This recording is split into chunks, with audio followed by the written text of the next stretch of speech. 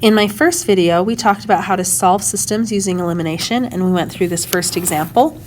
Now we're going to go through a second example, so I'm just going to come down here and write down our example 2.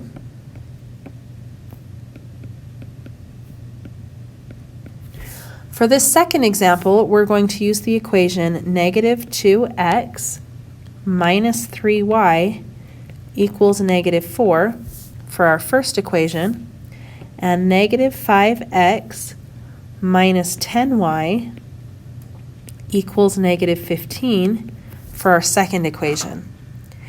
Now, in this problem, neither the x's nor the y's look super easy to eliminate. Neither of them have the same number in front of them. And remember, we want to have the same number but different signs in front of either the x or the y so that we can eliminate them. But I'm looking at this equation, and I think I'm going to go ahead and get rid of my x terms, because I can see that if I take that 2 and multiply it by 5, that will give me a 10. And if I take my 5 and multiply it by 2, that will give me a 10.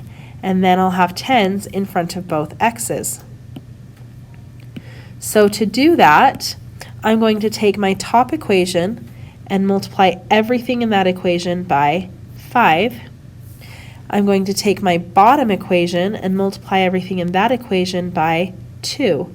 And I'm going to choose to multiply by negative 2 so that I'll have different signs on my 10s.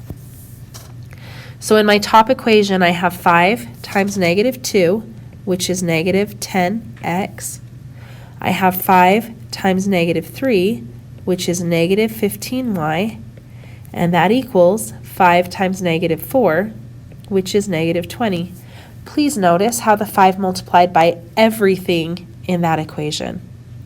Now I'm going to do the same thing with my second equation. I'm going to distribute out my negative 2.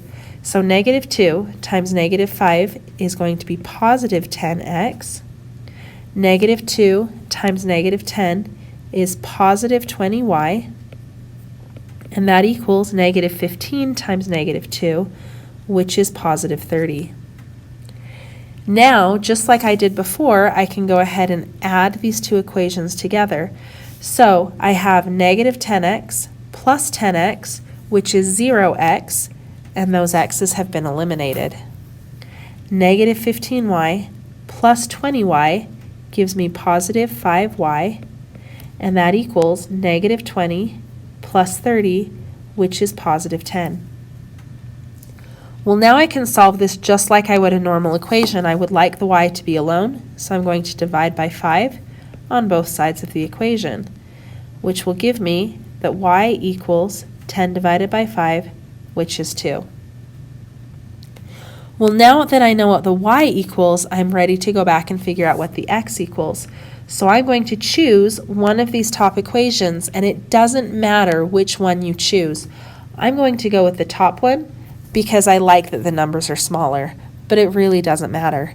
So if I use this top equation, I have negative 2x minus 3 times my y number, but we just figured out that y is 2, so I'm going to substitute 2 in for y, and that is going to equal negative 4.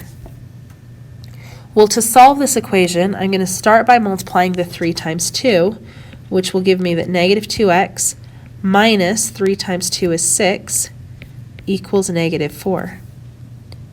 Well, now I can solve it just like I would a regular equation. So I'm going to add the 6 over to the other side, which will give me that negative 2x equals negative 4 plus 6 is 2.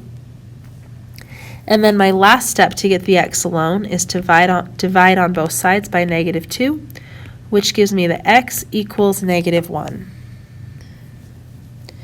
Well, now I know my x value is negative 1. I know my y value is 2, which means my final answer is negative 1, comma 2. Okay?